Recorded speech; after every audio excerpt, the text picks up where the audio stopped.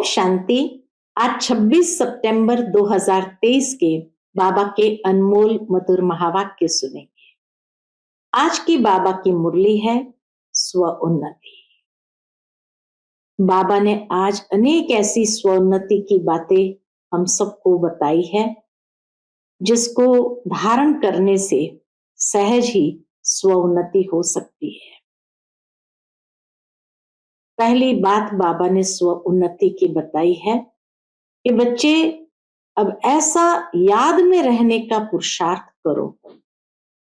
इस याद के पुरुषार्थ से ही स्व की भी उन्नति होगी और दूसरों की भी उन्नति कर सकेंगे।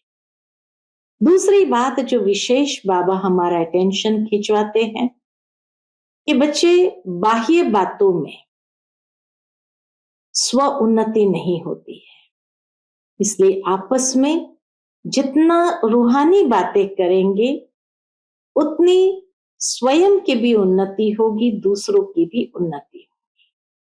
तो इसीलिए इस बात के ऊपर हमें विशेष अटेंशन रखना है। साथ ही साथ बाबा कहे, आज बाबा ज्ञान की एक बूंद देते हैं और वह बूंद है स्वयं को आत्म समझकर बाप को याद करो। इस एक बूंद से ही तुम मुक्ति और जीवन मुक्ति को सहजता से प्राप्त कर सकते हो। तो सुनते हैं आज के बाबा के अनमोल मधुर महावाक्य। ओम शांति। मीठे बच्चे, ज्ञान की एक बूंद है, अपने को आत्मा समझो और बाप को याद करो। इसी एक बूंद से मुक्ति जीवन मुक्ति प्राप्त हो सकती है। आज की मुरली से प्रश्न है, इस पुरुषार्थ में अपना और दूसरों की उन्नति समाई हुई है। उत्तर, पहली बात, याद में रहने का पुरुषार्थ करो। इसमें ही अपनी और दूसरों की उन्नति समाई हुई है। तुम बच्चे जब याद में बैठते हो तो जैसे दूसरों को शांति का दान देते हो। इतना साइलेंस हो जाता है, तन और मन दोनों ही शांत और शांति के वाइब्रेशंस प्रकंपित होते हैं। तो बाबा कहे दूसरों को भी शांति का दान देते हो। और दूसरी बात, आपस में देह अभिमान की जिस्मानी बातें छोड़ रूहानी बातें करो तो उन्नति होती रहेगी। तुम्हें बाप का शो करना है। जितना शो करेंगे, सबको शांति और सुख का मार्ग बताएंगे, उतना इजाफा यानी इनाम मिलेगा। आज की मुरली से पहले गीत बजा है, तू प्यार का सागर है, तेरी एक बूंद के प्यासे हम। ओम शांति।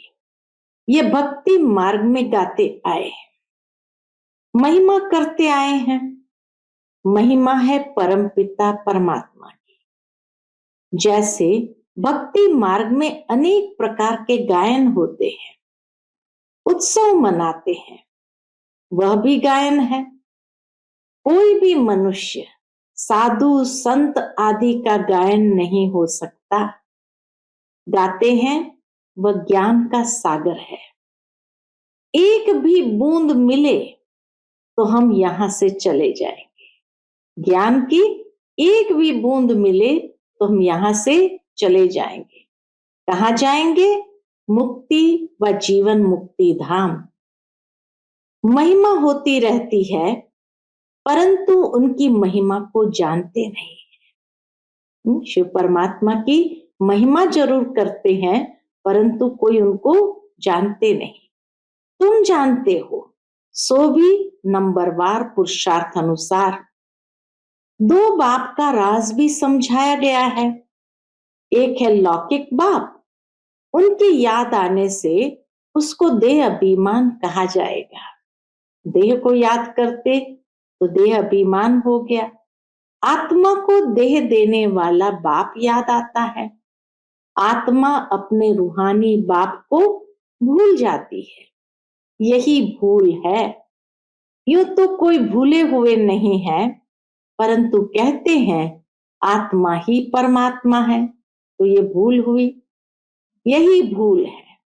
यह भी कहते हैं कि हम जीव आत्माएं हैं, मेरी आत्मा को तंग नहीं करो।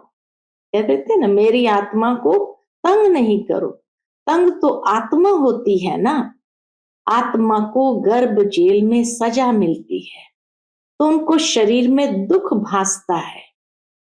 साक्षात्कार भी स्थूल रूप का कराएंगे तब वो फील करते हैं हमको दुख मिल रहा है।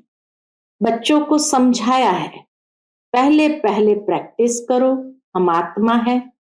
देह अभिमानी बनने से संबंध याद आता है, ये चाचा है, मामा है। हाँ? शरीर नहीं है तो कोई भी संबंध नहीं है, आत्मा का ही ज्ञान है। कोई को महान परमात्मा थोड़ी कहा जाता है। कोई मर जाता है तो उनकी आत्मा को बुलाया जाता है। ऐसे नहीं कहेंगे कि इनके परमात्मा को बुलाया जाता है। आत्मा सो परमात्मा हो तो ये कहना चाहिए कि इनके आत्मा को नहीं, परमात्मा को बुलाया जाता है। कोई भी हालत में उनको परमात्मा नहीं कहा जाता है। न परमात्मा जन्म मरण में आते हैं, परमात्मा जन्म मरण रहित है। आत्मा तो पुनर्जन्म लेती रहती है।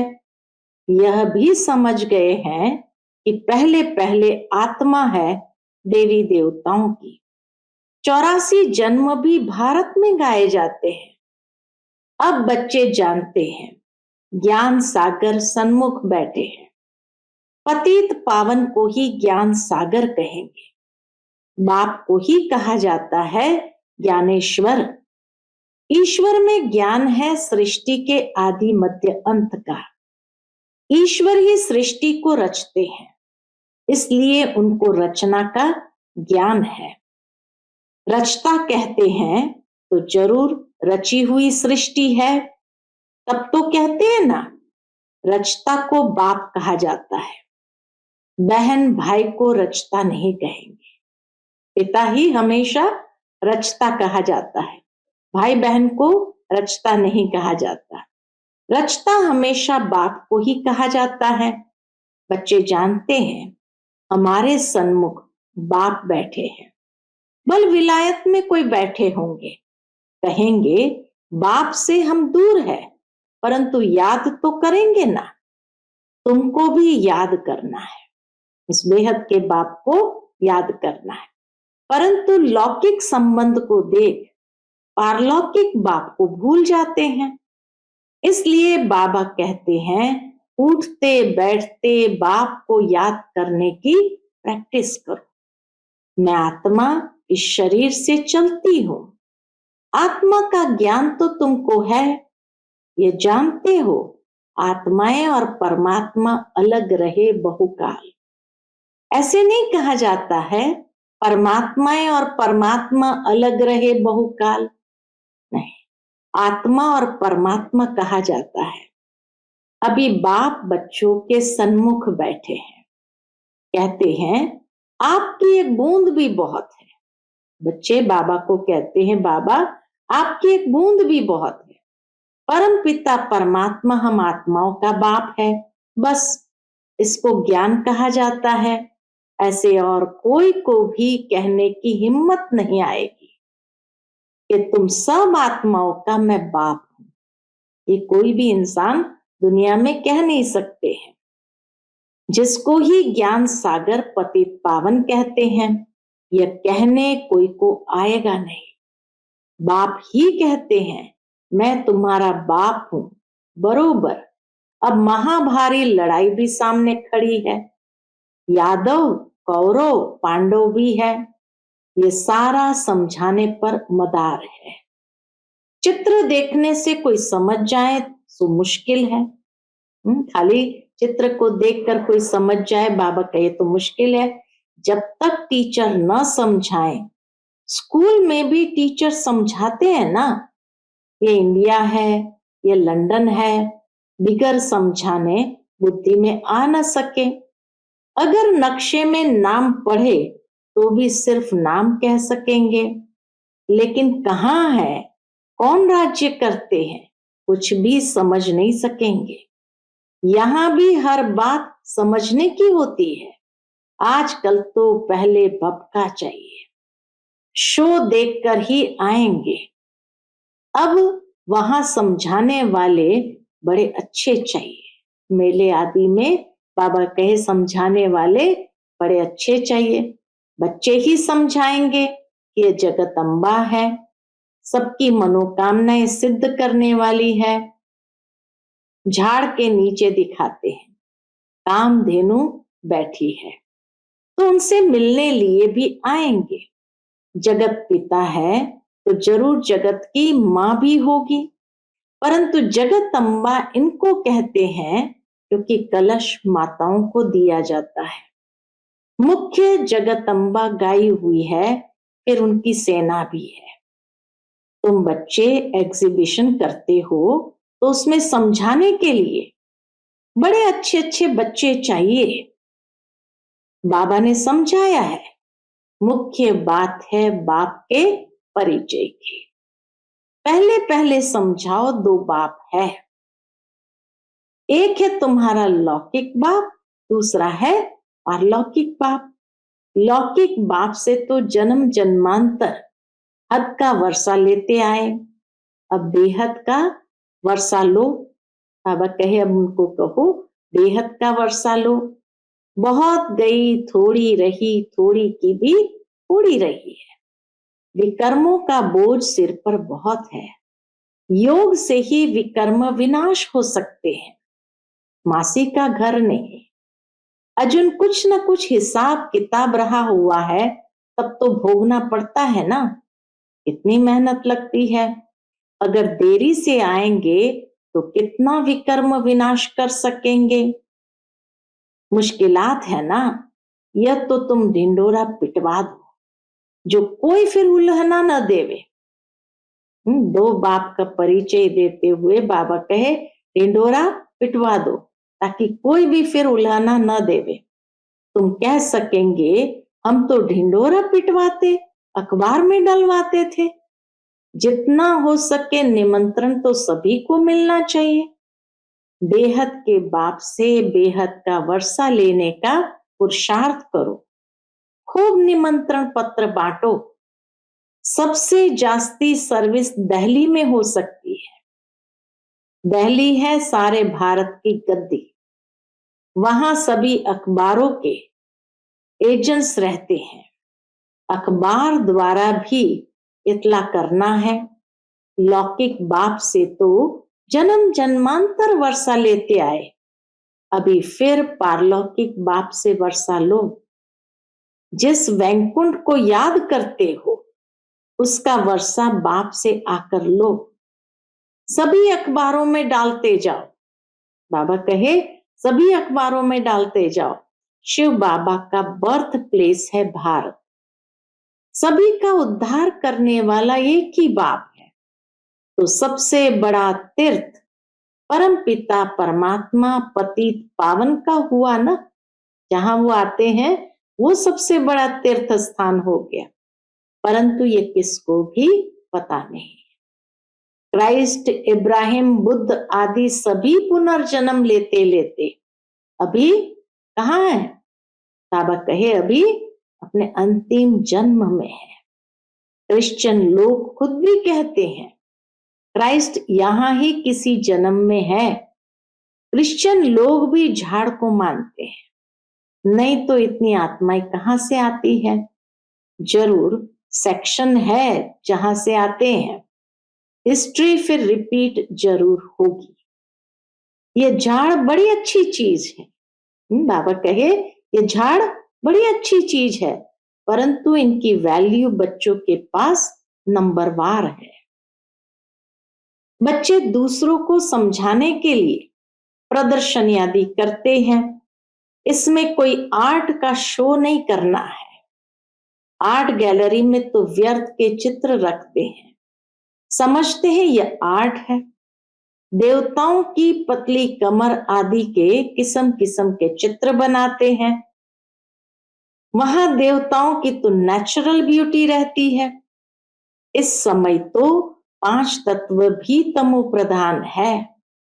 सतयुग में 5 तत्व भी सतो प्रधान होते हैं। श्री कृष्ण गोरा और श्री कृष्ण सांवरा गाया हुआ है।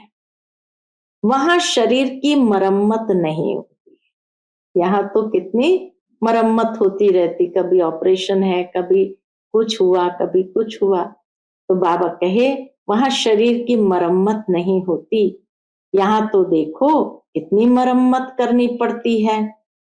वहां तो भल बूढ़ा हो जाए तो भी दांत आदि सभी साबुत रहते हैं, वहां दांत गिरेंगे नहीं, नहीं तो दर्द होता है, तो दुख की दुनिया है ही नहीं। दांत टूट जाए तो डिसफिगर हो जाए, वहां तो एकदम फर्स्ट क्लास 16 कला संपूर्ण रहते हैं, लूले लंगड़े होते नहीं। यहां तो देखो कैसे लूले लंगड़े जन्म लेते हैं। तो तुम ऐसे परिस्तान के मालिक बन रहे हो। एक ही मुसाफिर आकर परिस्तान में ले जाते हैं, तुम मुसाफिर यहाँ पाठ बजाते बजाते पतित बन जाते हो, आत्मा काली हो जाती है। बाप तो एवर हुसैन है, उनमें कभी खाद नहीं पड़ती है। मैं तो सच्चा सोना हूं, इसलिए मुझे बुलाते हैं। बाबा कहे मैं तो सच्चा सोना हूं, इसलिए मुझे बुलाते हैं, एवर पावन को ही बुलाते हैं। क्या कहते हैं? बाबा आओ, हमको भी आप समान बनाओ। तुम एवं पावन तो नहीं बनेंगे, तुम एवर पावन तो नहीं बनेंगे, बाकी सतो प्रधान में तो सबको आना है।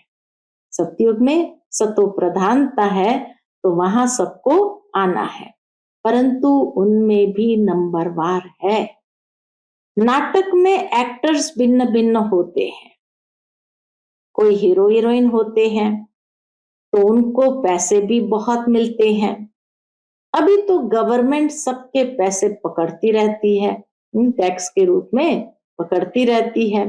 कहा जाता है इनकी दबी रहेगी धूल में, इनकी राजा खाए। सफली होगी वह जो खर्चे नाम धनी के, क्योंकि धनी आया हुआ है इसलिए स्वर्ग की स्थापना करने। जो बाप के मददगार बनेंगे उन्हों का ही सेफ रहेगा। तुमको तो वहां ढेर की ढेर मिल्कियत होगी, कितना सोना हीरे जवाहरत आदि होंगे, परंतु तुमको उसकी कोई भी परवाह नहीं रहती है। तुमको कोई लूटेंगे थोड़ी, हीरे सोने आदि की खानियां सब तुमको नई नई मिलेगी। पत्थरों मुआफिक हीरे पड़े होंगे, सतयुग में पत्थरों मुआफिक हीरे सब जगह पड़े होंगे, सब तुमको मिल जाना है। जैसे ईंटों के महल बनते हैं वहां सोने के महल बनाते रहेंगे।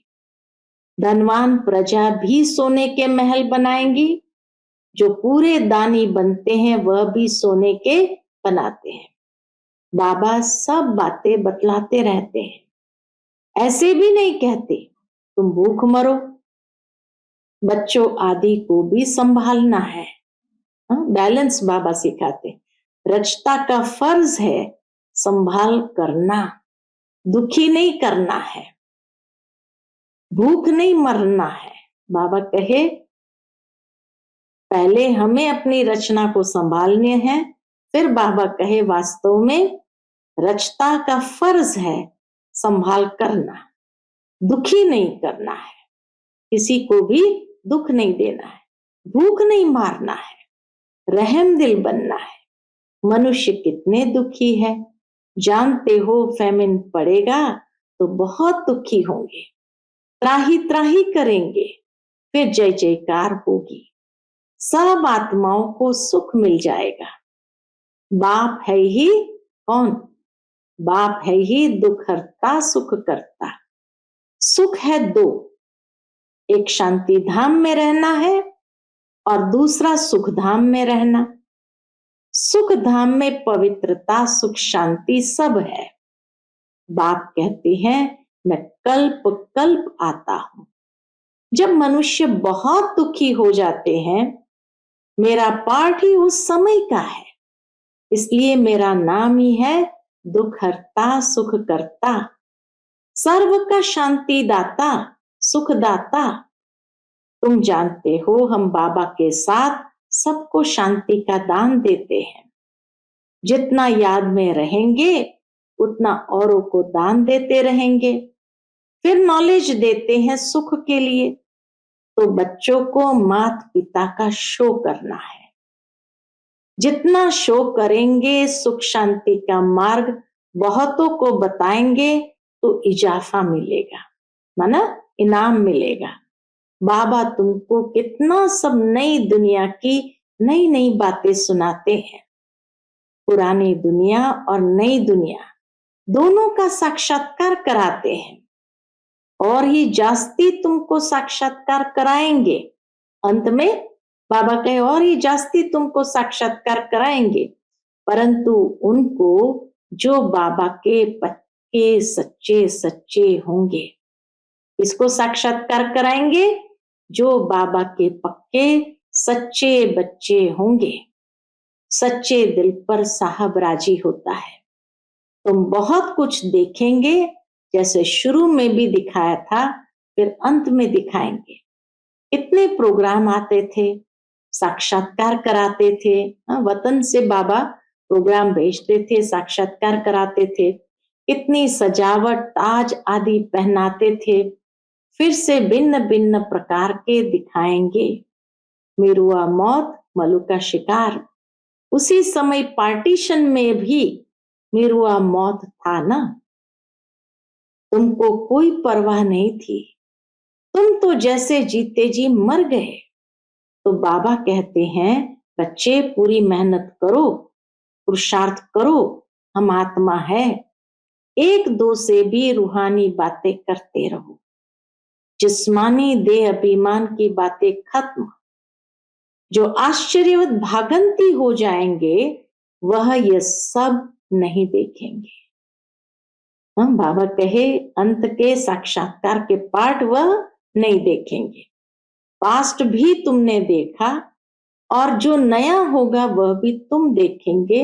मेहनत करो। मीठे मीठे बच्चों को बाप बहुत प्यार करते हैं। प्यारे बच्चों को बहुत प्यार मिलता है।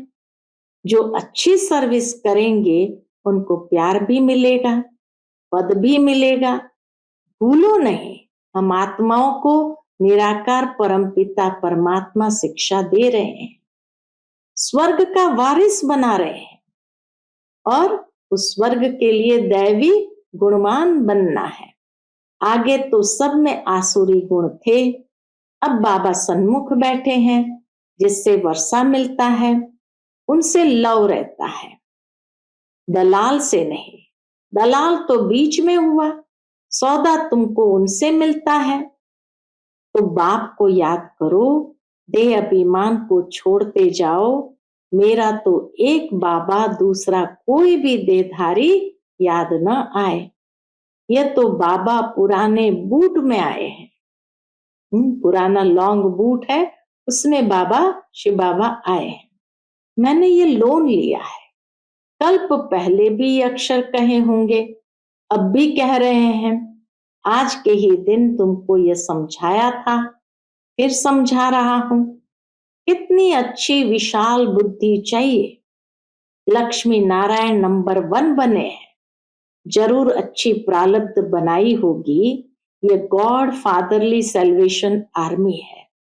सारी दुनिया को मुक्ति, जीवन मुक्ति की सेल्वेशन देने वाली। सर्व का सदगति दाता राम। गति में तो जाना ही है सारी दुनिया को, लेकिन सर्व का सदगति दाता एक राम है। अच्छा, मीठे मीठे सिखिलते बच्चों प्रति माता पिता बाप दादा का याद प्यार और गुड मॉर्निंग। रूहानी बाप की रूहानी बच्चों को नमस्ते। हम सभी रूहानी बच्चों की रूहानी माता पिता बाप दादा को याद प्यार, गुड मॉर्निंग और नमस्ते। नमस्ते। शुक्रिया बाबा, शुक्रिया। आज की मुरली से धारणा के लिए मुख्य सार है, पहली पॉइंट, बाप के साथ सारे विश्व को शांति का दान देना है। बाप समान दुख हरता सुख करता बनना है। दूसरी पॉइंट, एक बाप से पूरा लौ रखना है। आपस में देह अभिमान की बातें नहीं करनी है, रूहानी बातें ही करनी है। आज का बाप दादा का मधुर वरदान हम बच्चों के प्रति है, हिम्मत के संकल्प द्वारा माया को हिम्मतहीन बनाने वाले हिम्मतवान आत्मा भव। हिम्मत के संकल्प द्वारा माया को हिम्मतहीन बनाने वाले हिम्मतवान आत्मा भव। जो बच्चे एक बल एक भरोसे में रहते हैं, हिम्मत का संकल्प करते हैं कि हमें विजयी बनना ही है, तो हिम्मत दे बच्चे मदद ए बाप का सदा अनुभव होता है। हिम्मत से मदद के पात्र बन जाते हैं। हिम्मत के संकल्प के आगे माया हिम्मतहीन बन जाती है। जो कमजोर संकल्प करते हैं कि पता नहीं होगा या नहीं, मैं कर सकूंगा या नहीं, ऐसे संकल्प ही माया का आवाहन करते हैं। इसलिए सदा उमंग उत्साह संपन्न हिम्मत के संकल्प करो, तब कहेंगे हिम्मतवान आत्मा। आज का स्लोगन है, निर्माण चित्त के तख्त पर बैठ जिम्मेवारी का ताज धारण करना ही श्रेष्ठता है। निर्माण चित्त के तख्त पर बैठ जिम्मेवारी का ताज धारण करना ही श्रेष्ठता है। अच्छा, Om Shanti. Click here to like, subscribe and press the bell icon to stay updated with our latest videos.